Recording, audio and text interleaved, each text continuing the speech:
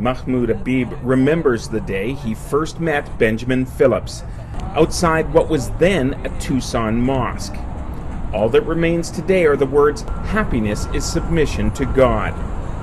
This is where the controversial Muslim group, the Submitters, gathered to pray. I want to show you the color of it.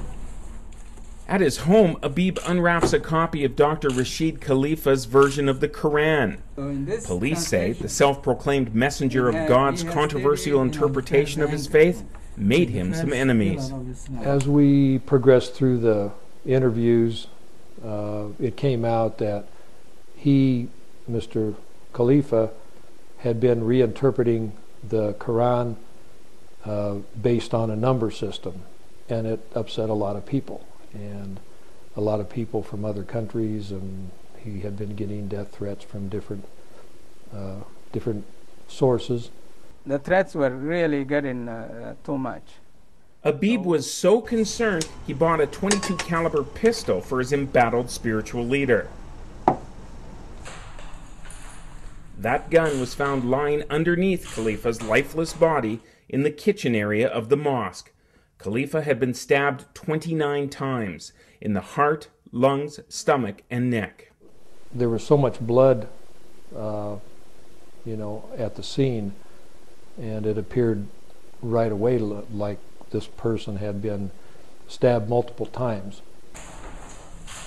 Khalifa's body had been doused with a flammable liquid and burners on a gas stove left on.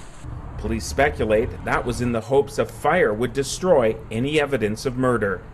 We did our investigation, and after a certain time, narrowed it down, it seemed like, to one person. He told me that his name was Ben Phillips. That Benjamin Phillips was the man Habib had befriended outside the mosque 3 weeks before the killing. I didn't have any suspicion at all on him, because we were very friendly to everyone. Our message is message of peace and love and welcoming. FBI agents and local police launched a global manhunt to search for the killer.